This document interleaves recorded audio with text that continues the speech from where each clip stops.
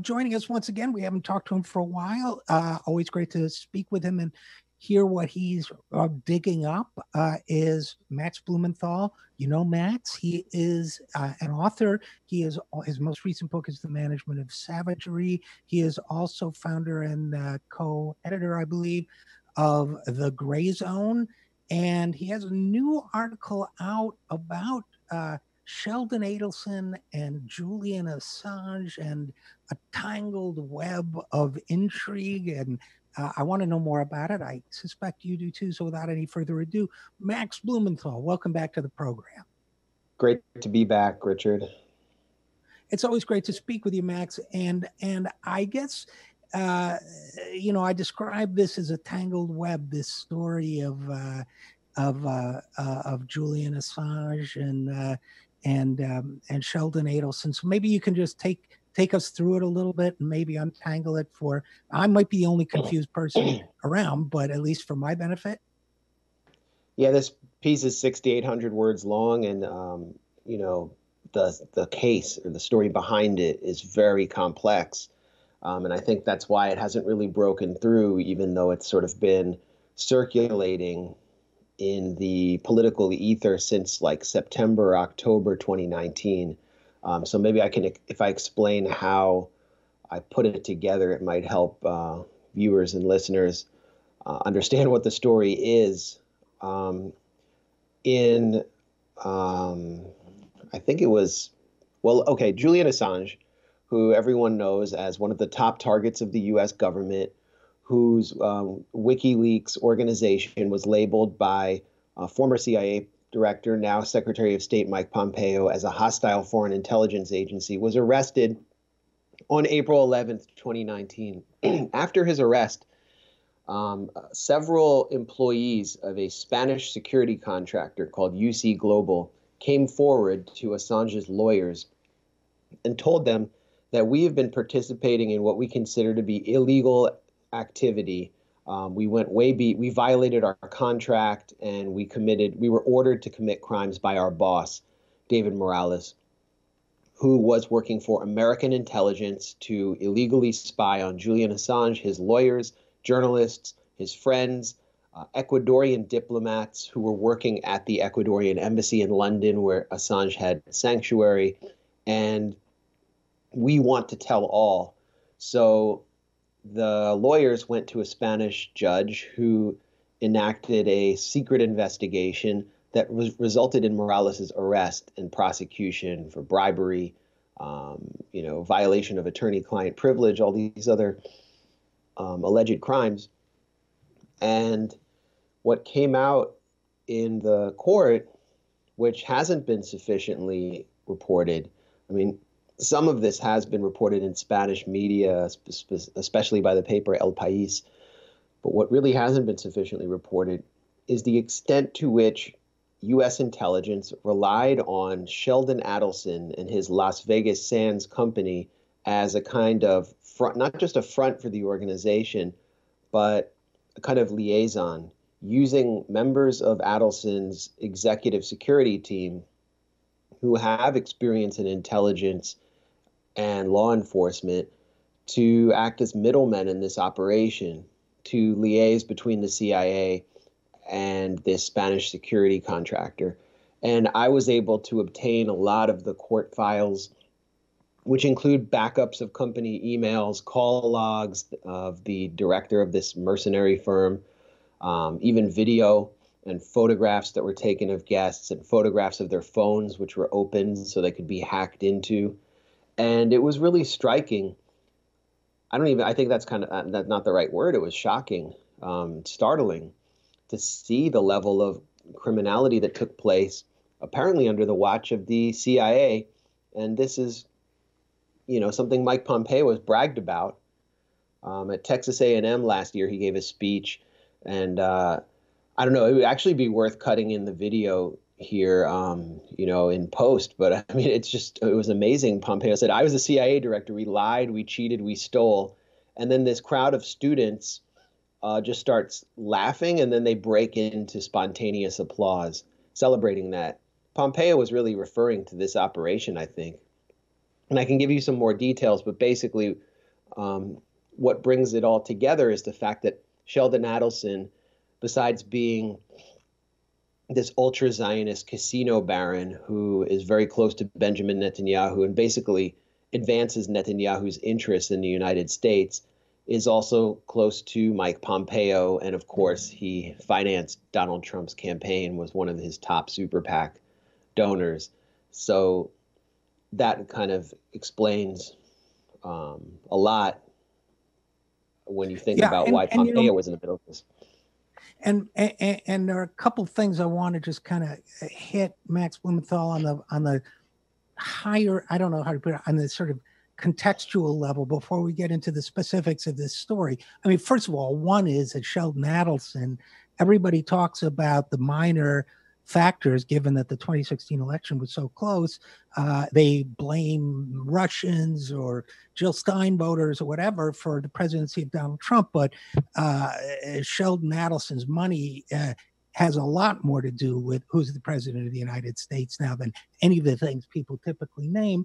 But secondly, just in terms of setting the context, Mike Pompeo's quote that you mentioned, also last week, we had another gray zone journalist here, Anya Parampil, talking about the Venezuelan coup attempt. It seems to me, the CIA and American intelligence services for many decades have used outside corporations and private sector resources in one way or another, but it's starting to feel to me, and by the way, I worked for one of them, although it supposedly had moved out of that, AIG, which was closely allied with the CIA in the 40s. But it seems to me we may be entering a new era of the use of private wealth and private resources to engage in activities, not just on behalf of our intelligence agencies, but maybe even factions within them and political factions outside of them. Now, somebody's going to say I'm paranoid, but is that a possibility? I mean, yeah, anyone who says you're paranoid just doesn't know the history as well as you do. And they don't know the current reality, which I lay out in this piece. It's not just, first of all, yeah, you have the defense contractors, all the private contractors that power DC's economy. We call them the Beltway bandits, and they do a lot of the work for the intelligence, the so-called. That's why they call it the intelligence community. I mean, they're not very communal or intelligent, but they just encompass this vast network of private and public interests, and you don't know where the money starts and where the public money starts and where it ends. But basically, everyone's profiting from this vast black budget. Then you have, the historic role of foundations, the Ford Foundation, for example, the Rockefellers, as cutouts of the CIA, basically giving the CIA cover to pay for cultural activities. And here you have Sheldon Adelson, basically giving the CIA cover to carry out a black operation against a top target of the U.S. government, someone who was living under a secret indictment for about a year and a half. What did Adelson do? He signed on David Morales, this Spanish security contractor, when he visited a security fair at Las Vegas in 2016. The vice president of Adelson's executive protection team, Zohar Lahav, who is an Israeli. Adelson surrounds himself with Israeli guards, and Lahav was the head of this Israeli guard team. He personally recruited Morales at this conference. Morales returns to Spain, where he was like this small-time mercenary, completely unknown. He only had one contract, and it was to guard the Ecuadorian embassy where Julian Assange was, which gave him a lot of importance, which is why he was recruited. And he starts bragging to his employees, "We're going to be playing in the major leagues now. This is I'm going to the dark side." And what Morales wanted was to be the next Eric Prince. He wanted to have this global army for hire that he could leverage into big time political connections.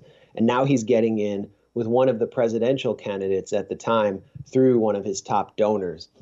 And the contract was supposedly just to guard Adelson and his family on the Queen Mary yacht, which is named after Adelson's wife, Miriam Adelson. It's the most expensive yacht in the world, I think. It's a $70 million yacht.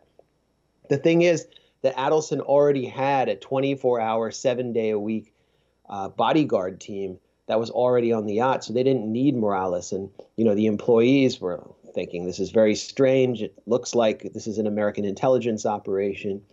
And they began to be dragged into this dark realm of dirty tricks against Assange until several of them finally blew the whistle.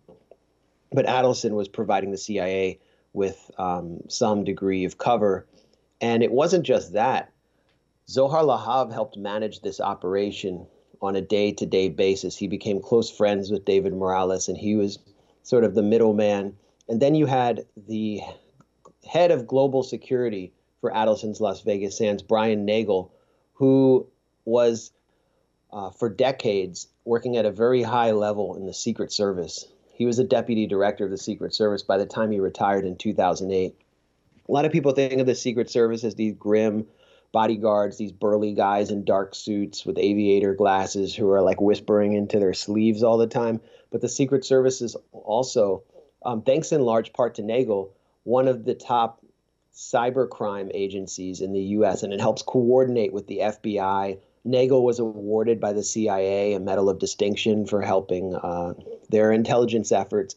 And what he did by the time he retired in 2008 was set up the various units that would have been on the front lines of the U.S. fight against WikiLeaks when it came online in 2010.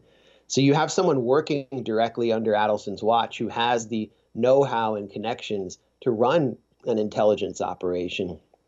And first of all, no one has revealed the names of these two personnel of these two staffers.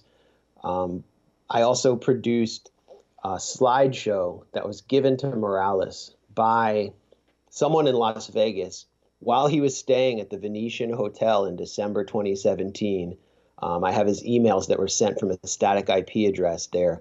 And the slideshow is telling his employees how to, in perfect English, Morales speaks Spanish, in perfect English, telling his employees how to subvert the camera system in the embassy to trick the Ecuadorian government and conceal the fact that some force in the U.S. was actually controlling the cameras so they could spy on everything Assange did. Someone in Las Vegas was handing him down those instructions, and I think that's very significant. So it wasn't just that Adelson and Las Vegas Sands were providing cover for the CIA. It looks like they were helping to direct this entire operation. And finally, this wasn't the first time they've done that. I got a private intelligence report that was produced by the gambling industry in 2010. That was actually first reported on in 2015 by The Guardian. And it discloses that Adelson's Las Vegas Sands in Macau, which is in Chinese territory, was being used by the FBI and CIA to run a blackmail operation against Chinese officials, where they would use the casino's cameras to spy on Chinese officials who were gambling there, see how much they were losing at the various card tables, and then approach them and say, we're going to reveal this information, leak it to Chinese media or to your superiors, unless you inform for us, unless you inform on the Chinese government for us, the U.S. government. So that was 2010, 2 years after Brian Nagel left the Secret Service and went to work for Las Vegas Sands. It's pretty clear if you put the pieces together that Adelson has a long-standing relationship with U.S. intelligence. And just to recap, and again, we're talking with Max Blumenthal of the Gray Zone, David Morales, I'm trying to, having read your piece and listening to you now, I'm trying to get a mental picture of him. It sounds like they may have recruited him primarily just because he was already guarding the Ecuadorian embassy, so he was an inside guy. But I almost get the impression that he thought the fact that they recruited him made him some sort of master of high-level espionage, and he was going to be playing a higher high level game, but I don't know what they thought of him on the Adelson and U.S. intelligence side, but they may have just thought he was just like the night watchman. For all I know, he was just there so he could alter the cameras and he could provide on-site intelligence. But to what extent was he just in the right place at the right time, if you want to put it that way, to be recruited? And to what extent was he really somebody who might have leverage this into a new line of business, if you will? Well, I think both are true, and that's what he wanted to do. And I have testimony from a business partner of Morales who said that when he would argue with him about all the dirty tricks and dark campaigns that he was involved in to take down Assange, Morales on several occasions ripped open his shirt, puffed out his chest, and stated, "I am a wholehearted mercenary." So this was just someone who wanted to make a lot of money. And what better way to make money than to get in with the president of the United States and his security apparatus and the billionaires that are bolstering him? There really isn't. And I have reason to believe that actually this one contract with, at the Ecuadorian embassy opened up many other contracts with defense ministries in countries aligned with the U.S. around the world for Morales, or against countries that are not aligned with the U.S. So this was a mercenary's dream. And for the U.S., it was really convenient, too, because they had someone who would just follow orders and they could tell them to do whatever they wanted. And what Morales and his staff were ordered to do at the Ecuadorian embassy was, from my point of view, nothing short of criminal.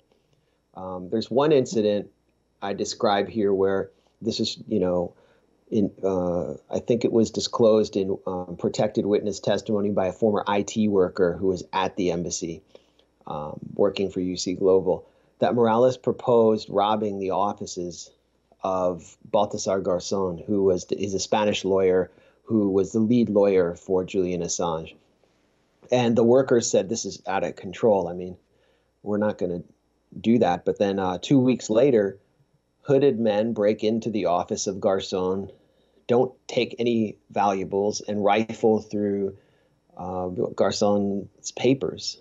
It's not clear what was taken. And this was reported in mainstream Spanish media. Garzón's offices were broken into, but he didn't know at the time, and nobody knew, that there was this person who was charged with spying on him who was proposing that very break-in. Now we know through this Spanish court case.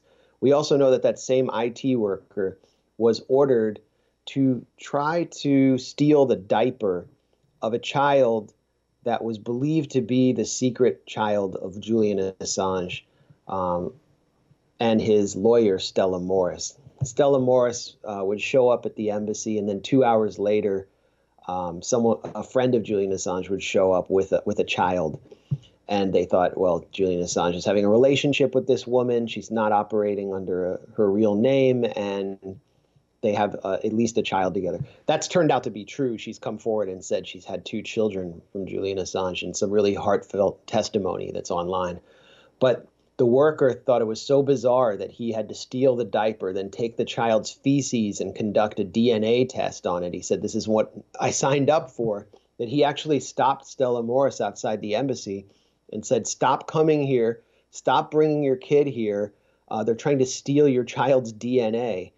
And then the order came down to steal the child's pacifier, because it turns out you can't get DNA from feces. You have to get it from saliva. And this is like, I could just go on and on with the bizarre plots that were proposed and almost enacted. An assassination plot was proposed to poison Julian Assange. There was also the proposal to leave the embassy door open to allow a security team to charge in and arrest him.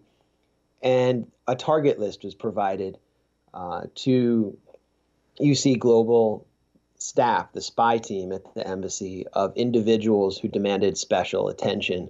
Some of these people, and all of these people, had their phones opened. Pamela Anderson, who was a friend of Julian Assange, had her Gmail account password stolen. Stefania Morizzi, who is an Italian journalist who frequently visited the embassy to interview Assange, said that she was having it appeared that she was having her calls intercepted. And then we have other robbery allegations, lots of robbery allegations. So this was just a campaign of a black operations campaign that descended into open criminality in order to prevent Julian Assange from leaving that embassy under any international legal parameters. And it sounds like also to find out what his defense strategy was, to undermine it, to do other things. And let's talk for a second, Max Blumenthal, if you will, about the target and the motivation. Because as you pointed out, you mentioned the comparison, the notion that WikiLeaks is a enemy intelligence service. That point of view, which gets repeated on right wing and democratic media alike, that in fact this is a news organization, and that to me there are a lot of parallels, for example, with the White House plumbers operation, both in targeting media and in the illegal, the burglaries and so on. The going after, in Daniel Ellsberg's case, it was his psychiatrist's office. In Assange's cases, it's his attorney's office. But this basically black operation, extra governmental espionage work that's going on, and is going on against somebody because he revealed secrets about the United States government that the people, in my view, had a right to know. Government didn't want them to know. And so here we are all these years later. And so I get the government, U.S. government's angle in either supporting this or looking the other way or both. What's Sheldon Adelson's angle on all of this? Good question. That's a good question. I mean, it could be that Adelson was just supporting the Trump administration and doing a favor for it, and he helped support the career of Mike Pompeo, got him installed as CIA director, and now Pompeo as Secretary of State is really overtly advancing Adelson's dreams, killing, Pompeo was the leading force in the administration behind the decision to kill the Iranian Major General Qasem Soleimani. Pompeo was just in Israel to,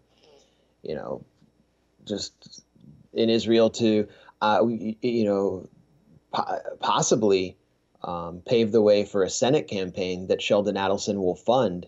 But Pompeo has been the most overtly pro-Likud Secretary of State in U.S. history.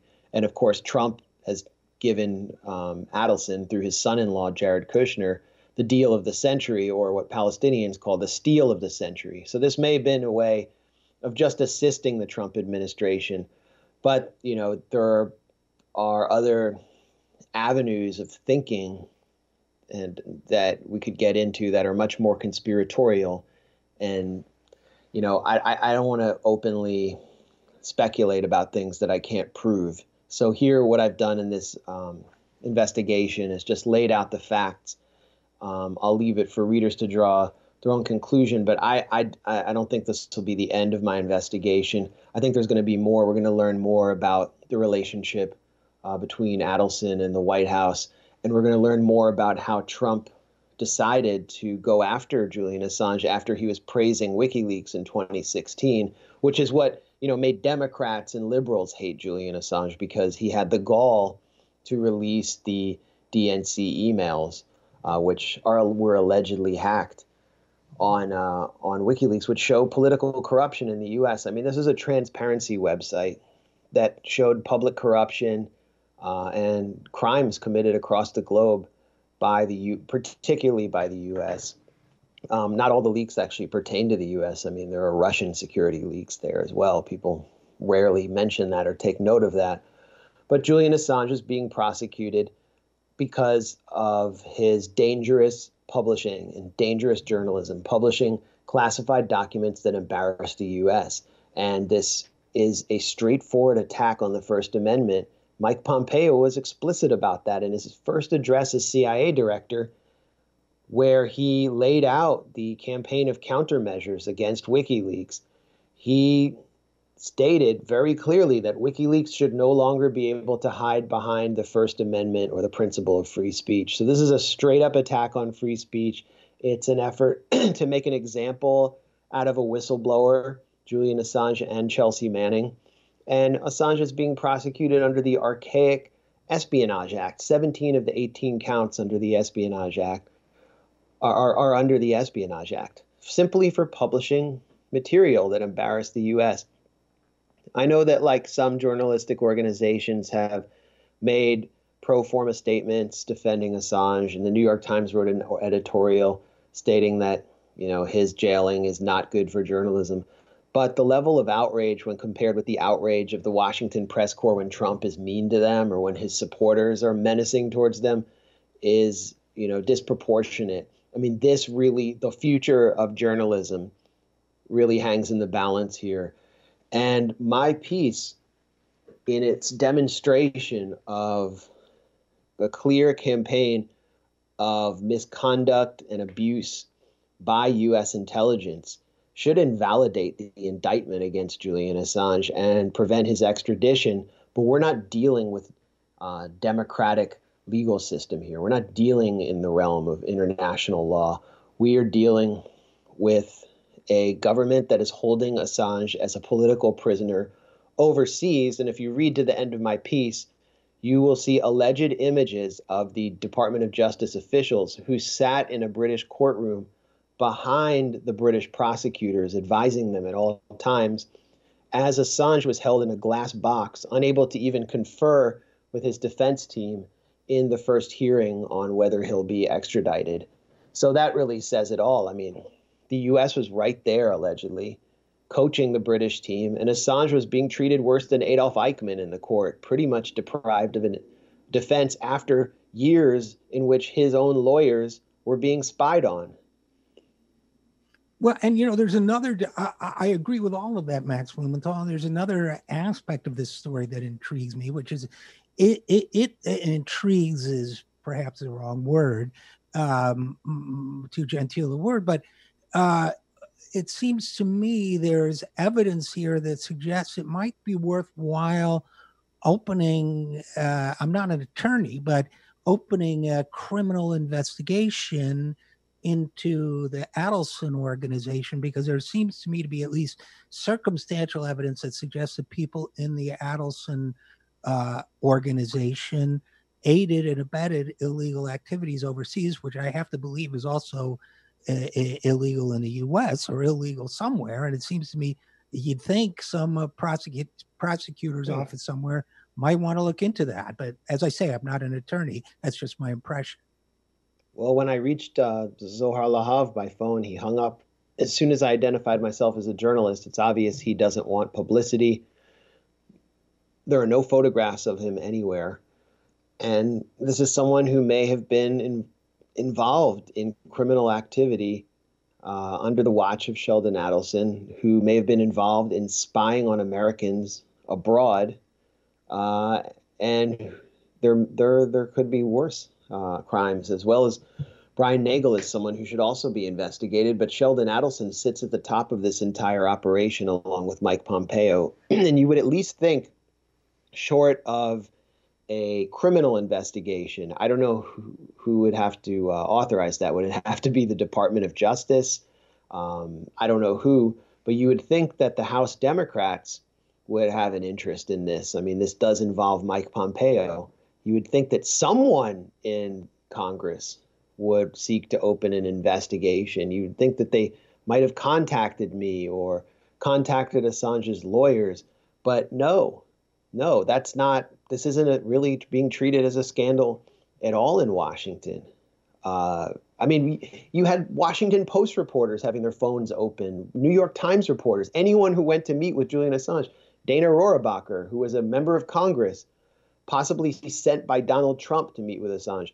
These people were all spied on, and there's just silence in Washington about this. And I think this is, in fact, worse than Watergate, and it will have a much stronger impact on the Constitution if this is allowed to proceed without any outrage. And that's the way it is right now. I mean, it's, you know, a And piece needless being to published say, at the gray zone.